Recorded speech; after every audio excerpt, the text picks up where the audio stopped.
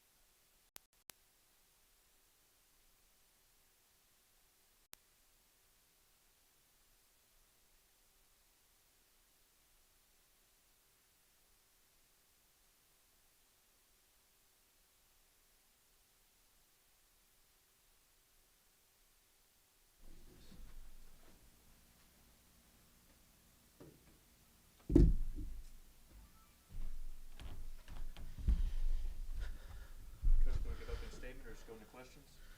No, we can just go into questions. It's fine.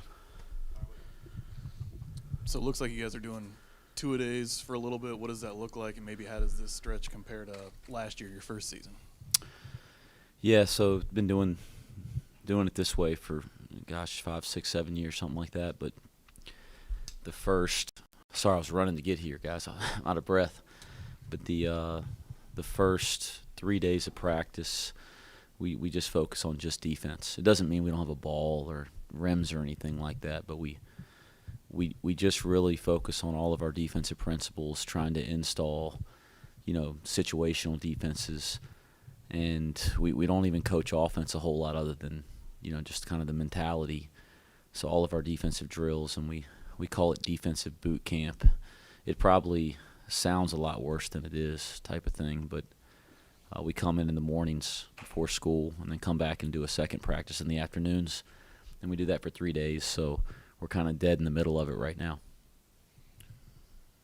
Coach, with this roster, does it have more of that length and athleticism and things that you kind of value when it comes to playing defense and being aggressive? No question. I think if you look positionally across the board with our lineups and our summer practices and our fall workouts, and here are the first couple days, you take out Doolin Hayden, you lose a little length in size at that 5 spot. But outside of that, we're bigger and longer and deeper at every position in terms of length and athleticism. Last year sometimes it almost became like David DeJulius was the only offensive playmaker. How much of a priority is it, and was it, and now is it for you to make sure you have several playmakers entering this season? That was a huge priority, right? And Keith, there's 2 ways we tried to attack that. Like, we knew we had to get a lot more versatile offensively. We knew we had to really improve offensively. And I think what'll happen when you have new faces, we have 6 new faces, is people will focus on those new faces, but you can't overshadow what happened before that, and that's that the 7 returning guys have really improved. They made a commitment not just to their game, but to their body, to their mentality, their maturity. And so the skill sets of our returning players, along with other aspects of their game, have really improved. That'll make us better offensively in itself. And then you do add some new guys with some offensive ability. And I do think there's a lot more playmaking on the floor. And there's a lot more guys I think you can dial up offensive action to. We've made some other changes structurally as well in terms of kind of open it up in transition, and I think that'll develop more easy shots for this team and high percentage shots. I'm guessing Landers is going to kind of be one of those guys who's a big offensive piece for you. How have you seen him look so far, and how do you think him and David will play together? Yeah, I mean, we knew that was a priority in recruiting in the spring was to make sure we added a go-to type of offensive guy on the perimeter, and Landers addressed that. And you know that because you look at what he's accomplished to this point in his career as an offensive player. He's been a double-figure scorer for basically his whole career. When we scouted him, playing against him at Memphis last year, we were so concerned with his shooting. And his shooting is as advertised. He can really shoot the basketball. The thing that really surprised us this summer as we got into practice is, man, he's pretty good with the ball in his hands. Like, we think he's a guy that, can handle it in the open floor. You can put him in ball screen action or on-ball action and not just finish plays with his shooting, but we think he can create plays for our team too. And, I think him among other guys, but I think, Dave's noticed that right away and knows that'll take a little pressure off of him creating. How different is it having a full season now in your, back pocket to where maybe you're not constantly working on install or working on, getting the kids to understand your expectations, and now you can kind of get into the little bit more advanced stuff earlier? It's night and day. And I've said this to a lot of people that have asked in passing, if you take where we are as a team today compared to where we were as a team on this day last year, it's not even close. That doesn't mean anything if we don't continue to do the right things. And that's not knocking anybody in particular from last year. There's a lot more familiarity. There's continuity. At this point last year, some of the stuff that we were really having to spend time teaching or installing, it's kind of already established, right? So you're able to kind of get to that next level in terms of what we're teaching and what we're working on. So year 2, not just for me as a head coach, but for everybody in the program, you're just a lot further along at this stage. Looking at those guys that are in year 1, Josh Reed, Sage Tolentino, Daniel Skillings, we all know there can be a wide range of responsibilities for freshmen in college basketball. What are your expectations for those 3 guys? Well, I'm excited about them. They've all been, I don't hope they don't pay attention to this press conference because I hope they feel like they stink right now as freshmen. That's how it's supposed to feel in your first 2 days of practice. But they've been great. They're all three really gifted. They all have great positional size and length. They've all kind of shown the ability to learn and handle coaching, which sometimes you don't know that till you coach somebody, but you can explain something to them, show them something, whether it's out on the floor in film, and they can go do it. And that really bodes well for guys being able to grow quickly. So we've been really pleased with them. Now, if you talk to them, they probably don't think they're doing well because they're freshmen, right? And the game's faster than it's ever been for them. They're learning new principles. Even when you have, Rob and Landers, and we call Landers Ches, so people might have to get used to me saying that in a press conference because it'll slip some. But Rob and Landers and Kalu, those guys, even though they're coming from other programs, like they understand some of the base principles that you have in a college basketball game, whether it's defensively or offensively or the pace. So they're going to be able to get up to speed a little faster. When you're a freshman, it's coming at you quickly, and it's obviously coming at those three quickly, and they might not always feel like they're handling it well, but they've been really impressive to our coaching staff and to our older players. Coach, when you were hired and built your staff, Chad Dollar was the one guy that you hadn't previously worked with. He was promoted this week to associate head coach. Just take us through what he's meant, the relationship you've built with him, and why he's now a guy you trust in that position. Yeah, I think it's really important to our staff moving forward, to kind of make that adjustment. The first thing with Chad is his experience. He's the most experienced person on our staff, maybe not in head coaching experience, but in terms of just college basketball coaching experience and high major coaching experience. And I've been blown away with not just that experience, but his ability to articulate some of the things that he's learned, to articulate his perspective. And he's really been this incredible sounding board for me as a head coach in year one. He's kind of been the stabilizer. Mike and I work together, I guess, 10 or 11 years now. We're like a married couple, for gosh sakes. And, Coach Morgan and I are very similar. We're high energy and, that type of thing. Chad's the stability on our staff. And when we get into those meetings and we're trying to make tough decisions, and I've gotten in those situations that you always get as a head coach where you got to make the hard decisions, he's been the guy whose counsel and advice has really helped me. And so, part of it was he's earned it. The other part of it was I want our staff to understand there's a hierarchy and his voice really matters. And I want him to have the confidence to know that I want him to speak up more, whether it's with our players, whether it's on the court, whether it's in the locker room, or whether it's in staff meetings, or whether it's opening my door when I need to hear something that maybe I don't want to hear. I want him to know that I have the confidence and I'm putting him in a role that I expect him to do that. You touched on Landers coming in, but you guys also add a guy like Rob to pair with David DeJulius, who has now going on his fifth season of college basketball. Talk about how great it is to have that veteran leadership in the backcourt, and what have you seen from a guy like Rob so far? Yeah, you look at our backcourt right now, and you didn't mention Micah, right? But you got Micah, Rob, and David.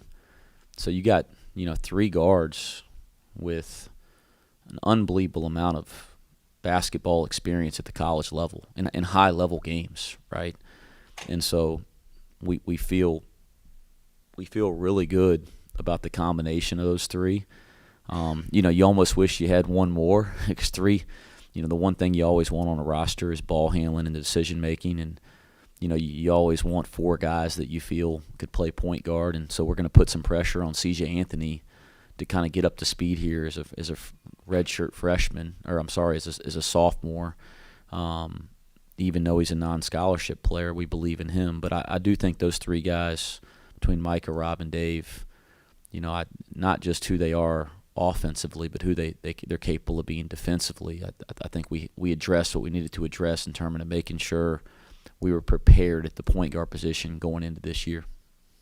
Hey, Wes, back here. You've had 1 year to kind of start steering this program back in the right direction. What does year 2 look like for you as far as that next step goes and just your expectations for this program?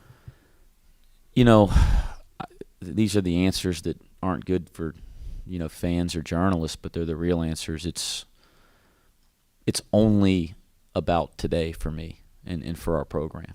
And it's not just an answer to the media, a cop-out. Like, the only thing I'm concerned about is us getting better today. I don't care about yesterday. Hopefully we learn from something that happened yesterday or last year, but we're not going to focus or dwell on it. I can't control anything tomorrow. Like, we are going to get insane and obsessed about maximizing what we can do as a program and as a team to get better today. And we're trying to get that mindset instilled in our guys to this stage, and it's early. They've really embraced that in terms of the off season and this summer. And I do believe, and I always have, that if you really can execute that type of mindset and that one day at a time approach, I think the results that we all want are going to find us, and I think they'll find us sooner rather than later. Looking at guys like Shuey and JD, what do you want to see from them as far as improvement and growth? What are areas that you really want to see them take some steps in this season? Yeah, well, I'll start with Micah. I thought he did a terrific job of taking care of the ball last year. So obviously I hope that continues, and I believe it will. I want him to kind of create more offense for us, at the point guard position. I think he can do that by making simpler plays and getting the ball out of his hands a little earlier, and that's something we've been working on this summer, and he's done well at that. I want him to shoot a better percentage from three. He's worked as hard on his jumper this summer. We've had a lot of guys, so it wouldn't be fair to rank him, but he's in that group of guys that have really focused on his shooting and his catch and shoot, and I want him to shoot a better percentage from three. I think that's really important at the guard position. And he's always been a really reliable defender. I want him to be one of the best defenders at his position in our conference and in the country. And again, he's taken some steps this offseason. He's had a really good offseason among a bunch of other guys. The other question was about Rob, JD. Jeremiah. The first thing with Jeremiah was evolving physically. And his offseason with Mike Rayfelt was really important, and he's done his job there. He's leaner. He's moving better, which will allow him to, I think, defend at a higher level and guard different positions. So that was number one, and I thought he did that. I wanted him to continue to do that. Offensively, obviously, we know about his shooting, but being a little bit more versatile offensively, making better decisions with the ball in his hands, because the ball is going to be in his hands and was in his hands a lot. Being stronger with the ball and having better balance with the ball around the basket. Those are some of the things that we talked about. And, again, he's done his part up until now, and we got to continue to do that as we get into preseason. I'll tell you guys, just in terms of, maturity and mental approach, Jeremiah Davenport in the last couple months may have made the biggest jump of anybody I've ever coached in that short of a time frame. And I'm not saying he was immature, but in the last 2 months, he's been really, really consistent, really, really mature in terms of what he's about every day, whether he's in the building or not in the building, and I'm really proud of that. I think if that continues, usually that stuff trickles onto the court, and we're seeing that already. I think it'll just continue. Got time for one more question, then Coach Dollar. You alluded to it with JD, but are you seeing the benefits of a full offseason with Mike for all those guys? It's a great question, Justin. I think sometimes you got to put in perspective. We had a lot of guys on this roster that hadn't put an off season together in years. I'll just give you a couple examples, and there's more than the ones I'm going to give you. Vic probably had never had an elite off season, and it's not his fault. He comes over and he's injured, and he's dealing with the surgery, and he's dealing with rehab. Then the coaching change occurs. He's still not 100% cleared. He goes back home for a month. He comes back, and then he fights injuries. My first year here, so last summer, he fight injuries all summer. So it was all about just getting healthy, And the first time he was healthy was kind of as we were starting playing games. So he never had an off season. I think you saw that with Vic last year as the year went on. Physically, it was hard for him to sustain his level of play because he didn't have a chance to do the work to put in a physical foundation. John Newman, he hadn't had an off season in 3 years. And I won't give you his whole background. I'll let you guys dig on that. But he had not put an off season together in 3 years. And if you look at our whole roster, whether it's the pandemic or transition in terms of transferring, that continuity that you have being in the same place, working with the same coaches, whether it's on the floor in the weight room, that stuff really matters. And our returning guys, man, the jumps that they made physically and the jumps they've made in their skill set have been tremendous because they actually had a real off season without some of those distractions, whether it's coaching changes or pandemics or things of that nature. They're being healthy, and I think that could bode well for our team, especially come January, February. That's when the offseason really shows, right at the end of the season. All right, thanks, guys.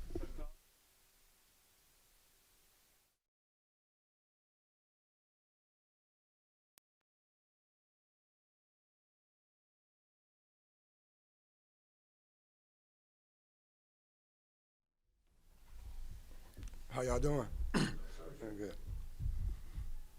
Coach, you took a pretty big risk believing in Wes Miller when he got this job last year. What has this first season with him and his staff been like, and what was it like to be rewarded with the promotion to associate head coach? Well, I've been knowing Coach and been watching him from afar, from the Southern Conference days, and because I started my career in the Southern Conference. So I knew what he was all about. I knew what his program was all about at Greensboro. But the thing that really has been touching to me is our staff. And I'm a stronger believer that when you're trying to build a team, you got to have a team staff. And our staff has just been unbelievable, working together and pulling it all together for one common goal, and that's to help this program. When Coach called me in the office a few weeks ago and told me that he was going to make me associate head coach, and I was humbled, thankful for the opportunity to be awarded associate head coach. But I immediately thought about our staff. I thought about Mike Roberts. They'd been with him for so long, played with him. I just thought about our staff, and again, the team concept of us still being together and them guys being happy for me was just an unbelievable feeling. And so as we move forward, I'm gonna be a little bit more vocal in practice because that's what Coach wants me to do. Besides saying it after practice, but kind of being more vocal in practice. But other than that, we just gonna still be pulling together for one common goal, and that's to help this program. You were pretty open when you got hired about you didn't want to go somewhere to just recruit. That had been a reputation of being a good recruiter, and you wanted to go somewhere and coach. Does this feel like another step or maybe even reward in that direction to being a full coach? Yes, definitely, because sometimes in college athletics, and especially college basketball, the African-American coach get put in a pedestal sometimes as just a recruiter. But at the same time, you don't get a chance to really get that opportunity sometimes for some people you work for to be more than just a recruiter. My dad was a high school coach for many, many years. My brother was a coach. I've been coaching. I know the game of basketball. I know how to recruit too. And so to be able to do both, to be able to put all of it together for me personally is good. And then I think also it will help our program also. When you think back a year ago, it was a whirlwind, right? Like everybody just got here and new players and transfers, all that stuff. How much more comfortable do all of you guys feel heading into the second year? Not just you as a staff, but you specifically. How do you feel being in this new city and just your comfort level? Yes, definitely. When you come together your first year, there's a kind of fill out stage. When you come together as a unit, as a staff, and as your team too, and so that takes time. Like Coach just said earlier, one day at a time, one moment at a time, one penny at a time, as we prefer when we have practice and things of that nature. So over the course of time, you want to build that foundation, not only on your basketball team, but with your staff too. And by doing it both, that means things can elevate quicker. That means things can come together for what we all want, is to win championships. Tell me about your relationship with Coach Morgan, because it seems like you guys have, I don't know if it's big brother, little brother, or what the dynamic is, but it seems like you guys really feed off each other and make each other better every day. Yes, me and Coach go way back. I've been knowing Coach since he was a Division II coach, and I took to him when he first started coaching because I started off at the Division II also. And to watch him grow as a coach and watch him grow with his family and things of that nature, I just been a guy just to be kind of supportive to him. He supports me too. We do recruit in some of the same areas. And so we come together. Again, like that's so important, I think, again, when I talk about the team concept, I want our players to see us together. Now, we have moments we fight. We have moments we love each other too. And so it's a family atmosphere that we always try to build here at UC. And we want our team to see us the same way. So, yes, it's a special relationship with Coach, but at the same time with the other coaches, like Coach Roberts, for an example, also, and our other support guys, too. Wes is pretty rational, level-headed. You gonna try and bait him into some teas this year to maybe get some action on the bench of the coach or anything like that? No, I'm gonna tell him to calm down.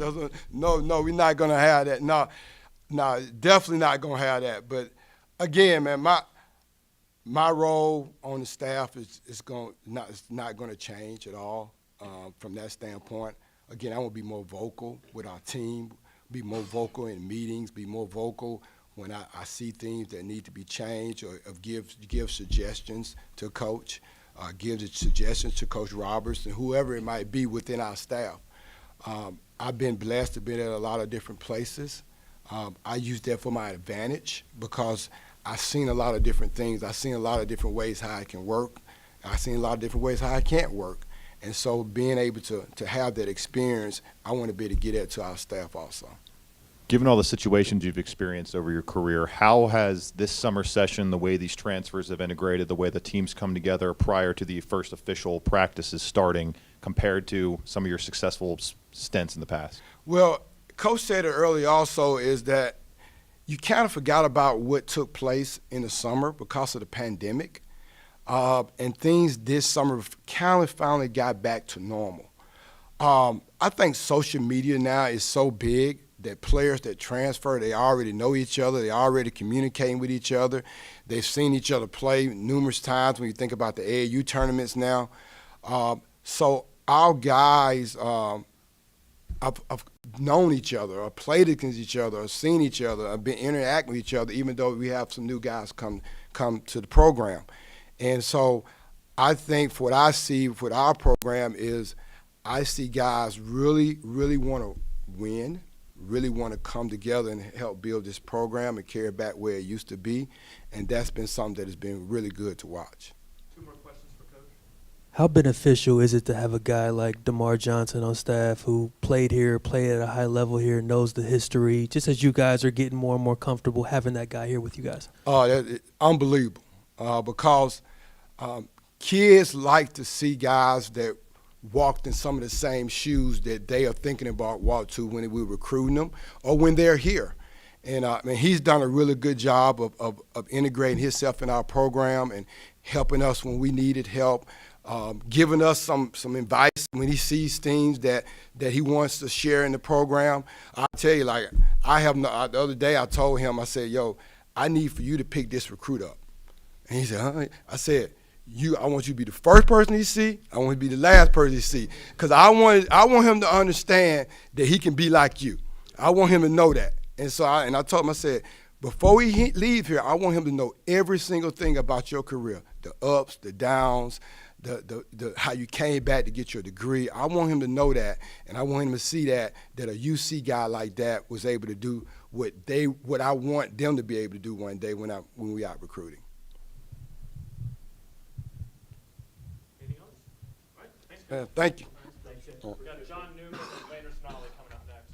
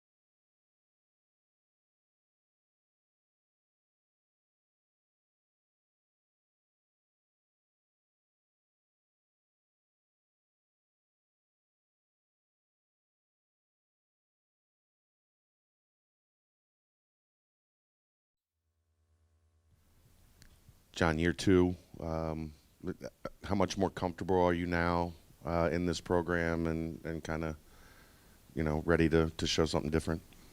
I'm super comfortable, man. I was comfortable last year, to be honest, but I think this year I'm a lot healthier.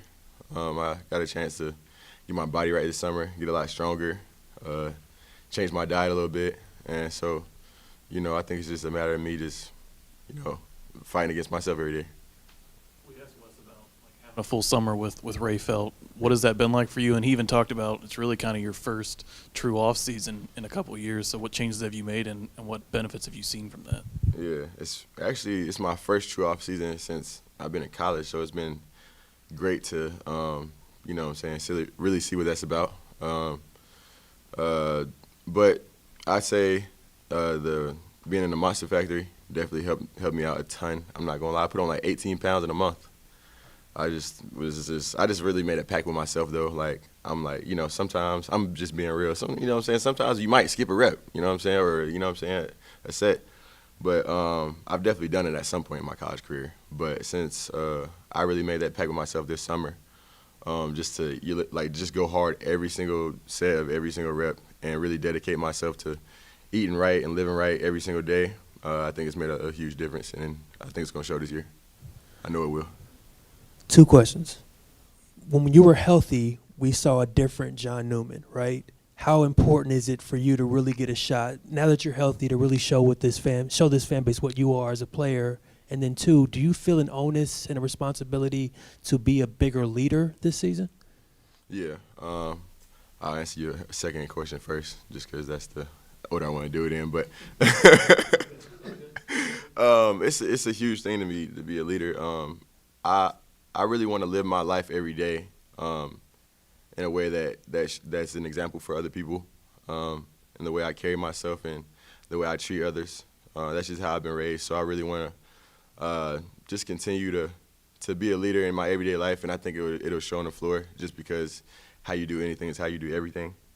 And secondly, I think it's huge that I get a chance to just play with my team this year. Like, it's a whole different set of guys. I love my teammates from last year, and then every year is a new challenge. So now this year, last year we had to go through the growing pains. This year is going to have its challenges. So I'm just looking forward to figuring that out with all my teammates and getting to know them better and going into war with them every day. What do you think you've improved on the most on the court-wise? Obviously, you've improved your body in the weight room and stuff this summer, but what do you think you've improved on the most year over year from last season in terms of your skills on the court? Yeah. I say a lot of it's my ball handling, my playmaking. I'm just being more aggressive, just looking to score more so than just being, pass first all the time.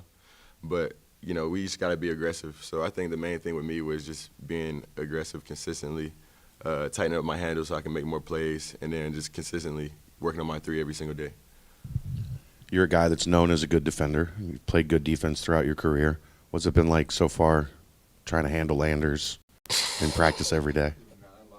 I ain't gonna lie. I'm not gonna lie. We go to war. You know what I'm saying? We got our ones. We about, what's the score? It's probably 3-3 for real. Yeah. Like 3 days, so we probably didn't play like a week's worth of games. But we play so many games in a day. We might play like 6 or 7. 7 be the tiebreaker. So we you know what I'm saying? He pushes me, I push him. Even when we're in our shooting workouts together, he's always talking trash. So he kind of unleashed like a part of me, you know what I'm saying, that I had forgot, so. What do you think he'll bring to the team? What do you think he'll add that maybe you guys were missing last year? Gosh, man, he right here. I hate to make him feel good about himself. Nah, but he's a playmaker. Like, I see it. I knew it way back my sophomore year. I played in my first game my sophomore year. I was at Clemson. He was at Virginia Tech, and I knew he had game. And then playing against him over the years, you kind of see guys and their tendencies and what makes them good, what makes them go to.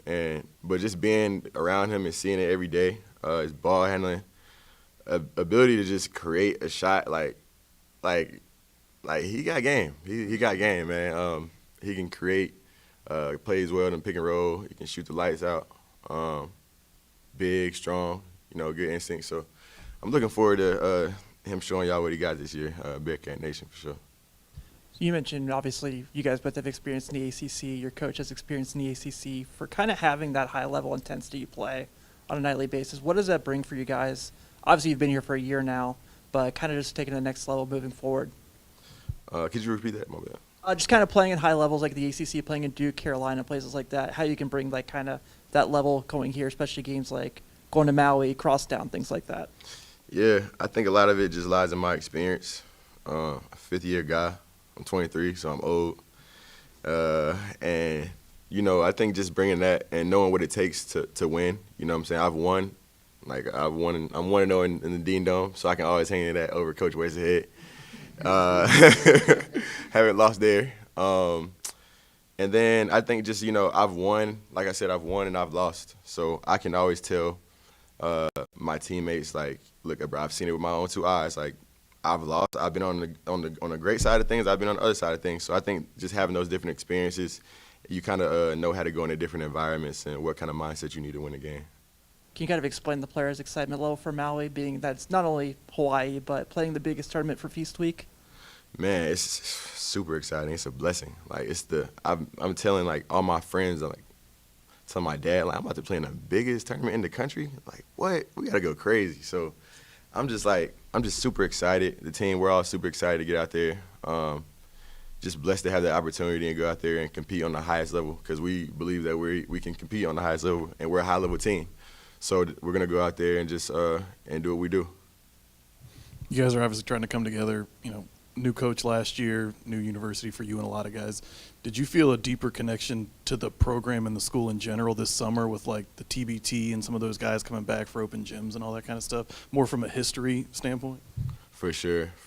I definitely feel like, you know, even deeper than that, I've just, like, learned – well, I've not learned, but I've just kind of had a growing appreciation for the city of Cincinnati, to be honest. Like, it's blue collar.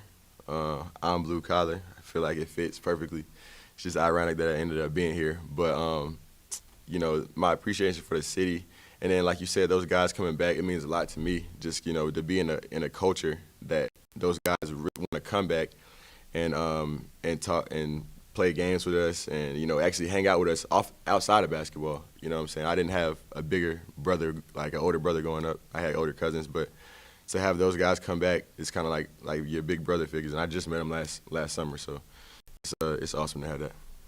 For the returning players, you guys kind of hit that rough stretch with injuries and a little bit of a losing skid in late January, early February. Do you guys try to just flush that last season? Are there a lot of things you guys try to talk about and reassess how you can attack maybe those scenarios when you get to that part of the season this coming season? What is that? What are those conversations like when you guys are trying to assess how the end of the previous season went down? What stood out to me in that question, do we try to flush it? We don't try to flush it. I don't try to flush it. I think, you know, we look at last season and attack it head on. You know what I'm saying? All the mistakes, all the good and the bad. You know what I'm saying? What we won and what we lost. You know what I'm saying? It's all about what you learn from it. So I think it's important that we take everything that we learned from last year, and then just grow from it, learn from it, and, you know, realize why we need to be different, and just use it as fuel going into this year. You had a mean dunk last year. It was all over the internet. It went viral. Have you shown Landers your dunk anytime over this? Yeah, he say he saw it live. I guess he went crazy. You know what I'm saying? I tell him he's on my team, but I'll do it to him in practice if you try me. You know what I'm saying? So he know not to joke with me, man. All right, all good with John? Appreciate y'all, man.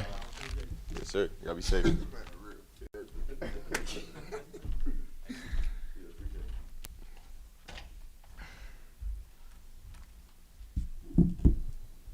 Landers, I'm gonna take you back a while.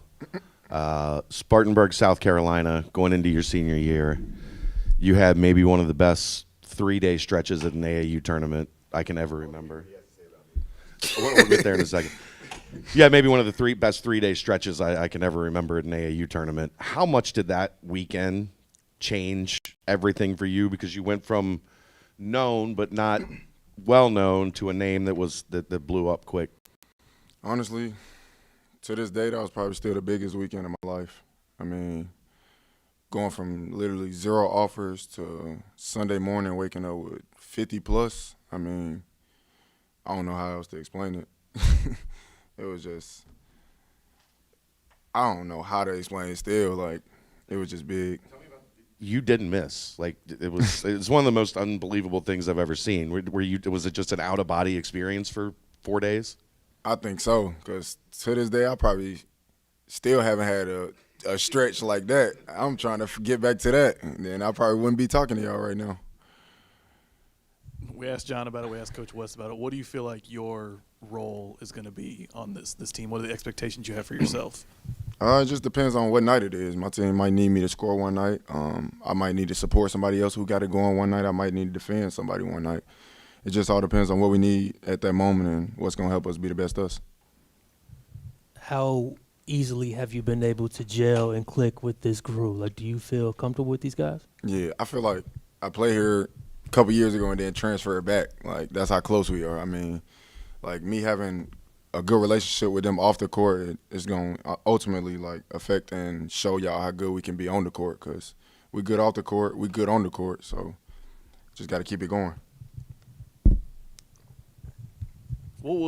You had obviously some options when you went in the portal this past offseason. What was the deciding factor for you that made you want to come here?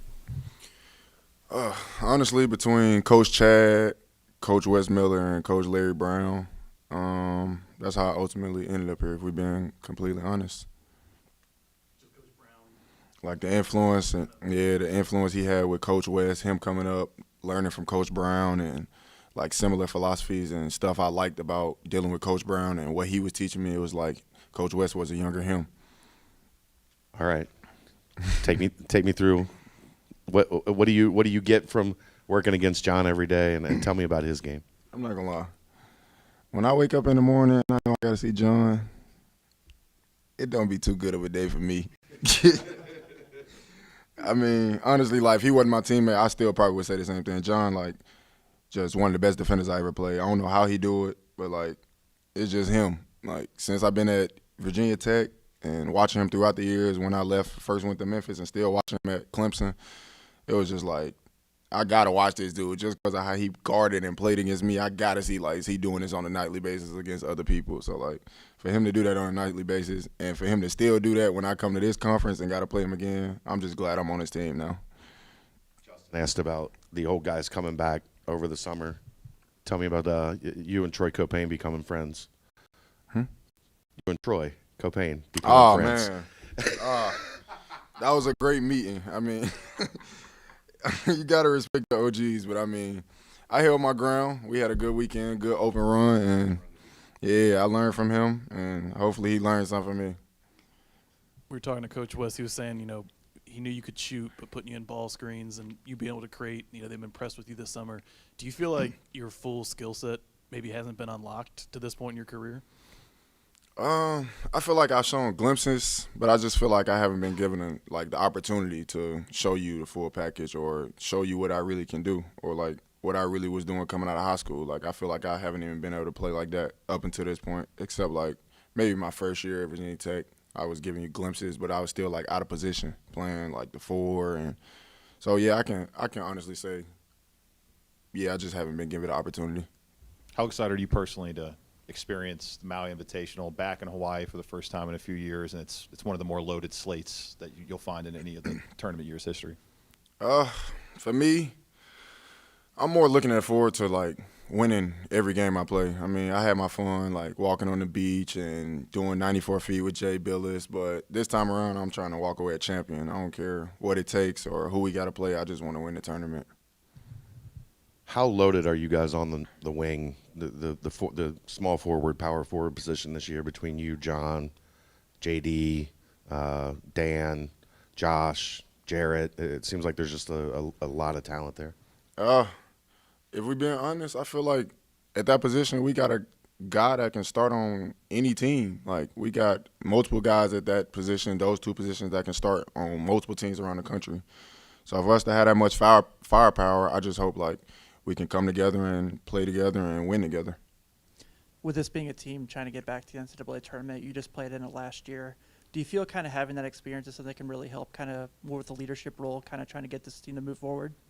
Actually, one more time. I'm sorry. I'm sorry.